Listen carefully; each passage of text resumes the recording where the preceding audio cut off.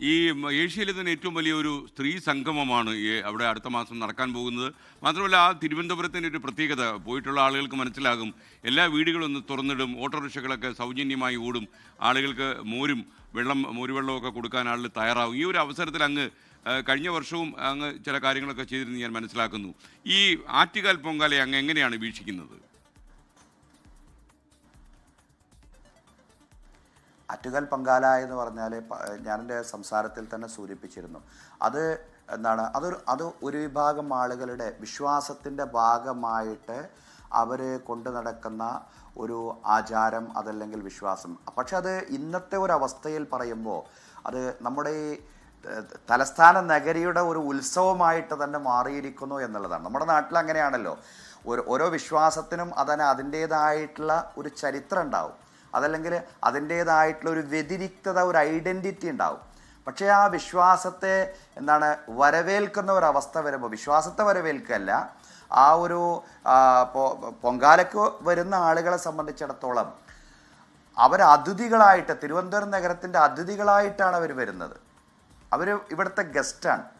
അപ്പോൾ ഗസ്റ്റിനെ സംബന്ധിച്ചിടത്തോളം അവർക്കൊരു ആതിഥേയരുണ്ടാവും. നമ്മളിപ്പോൾ ഒരു വീട്ടിൽ അതിഥിയായിട്ട് പോയി കഴിഞ്ഞാൽ, ഇസ്ലാമിക വിശ്വാസപ്രകാരം ഇങ്ങനെയാണ് പറയുന്നത്, ഒരു വീട്ടിൽ അതിഥിയായിട്ട് നമ്മൾ എത്തിക്കഴിഞ്ഞാൽ 3 ദിവസം ആതിഥേയന് നമ്മളെ നല്ലതുപോലെ സൽക്കരിക്കാനുള്ള ബാധ്യത ഉണ്ട് എന്നാണ് പറയുന്നത്.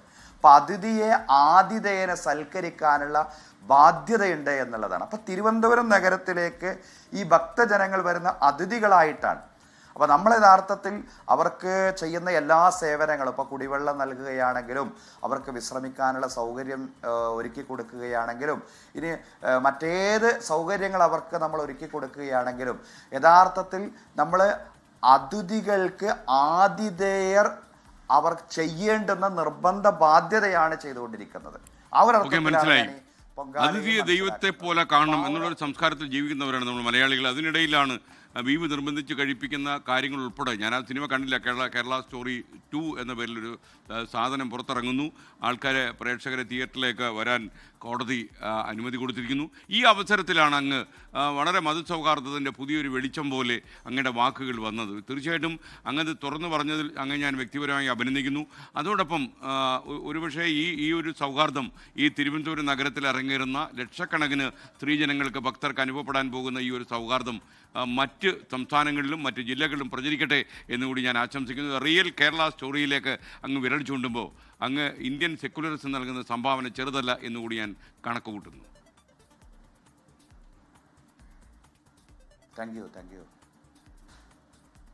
എന്തായാലും അങ്ങയുടെ ഈ ആറ്റുകാൽ പൊങ്കാല സമയത്തുള്ള അങ്ങയുടെ എല്ലാ കാര്യങ്ങളും, നടപടികളും, പ്രവർത്തനങ്ങളും അവിടെ എത്തുന്ന ലക്ഷക്കണക്കിന് ആളുകൾക്ക് ഗുണകരമാകട്ടെ എന്നുകൂടി ഞാൻ ആശംസിക്കുന്നു. ഇനി പ്രേക്ഷകരുടെ അങ്ങേക്ക് എന്തെങ്കിലും പറയാനുണ്ടോ നമ്മൾ ഈ ചെറിയ അഭിമുഖം അവസാനിപ്പിക്കുമ്പോൾ?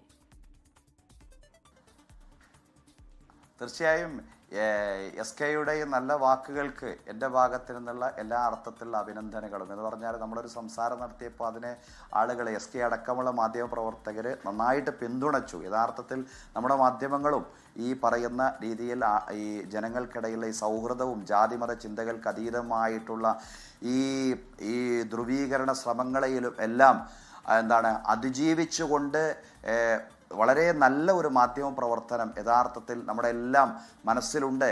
എന്ന് പറഞ്ഞാൽ നമ്മുടെ നാടിന് യഥാർത്ഥത്തിൽ ഈ ഒരർത്ഥത്തിലുള്ള ഒരു സാഹോദര്യം, അത് മാത്രമേ നമുക്ക് മുന്നോട്ട് കൊണ്ടുപോകാൻ സാധിക്കൂ. ജാതിഭേദം, മതദ്വേഷം ഏതുമില്ലാതെ സർവരും സോദരത്വേന വാഴുന്ന മാതൃകാസ്ഥാനമാണിത്.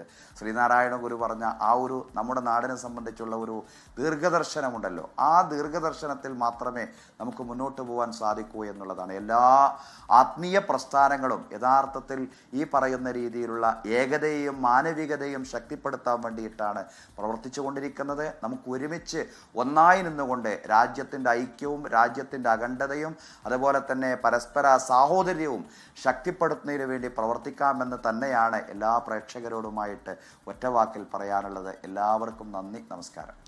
വളരെ നന്ദി പാളയിമാം EP സുഗൈബ് മൗലവി. എന്തായാലും ഈ മോർണിംഗ് ഷോയിൽ താങ്കളുടെ തിരക്കിനിടയിൽ വന്നു ചേർന്നതിനും സന്തോഷം. അതിഥി ദേവോ ഭവ എന്ന വാക്കുകൾ വിശ്വസിക്കുന്ന മൗലവിക്ക് ഒരിക്കൽ കൂടി നന്ദി. ലോകത്തെവിടെയായാലും ഏത് സമയത്തും 24 വാർത്തകളും ഓഗ്മെന്റഡ് റിയാലിറ്റി പാക്കേജുകളും എക്സ്പ്ലെയിനറുകളും വിശദമായി കാണാൻ ഞങ്ങളുടെ YouTube ചാനൽ നിങ്ങൾക്ക് സബ്സ്ക്രൈബ് ചെയ്യാം.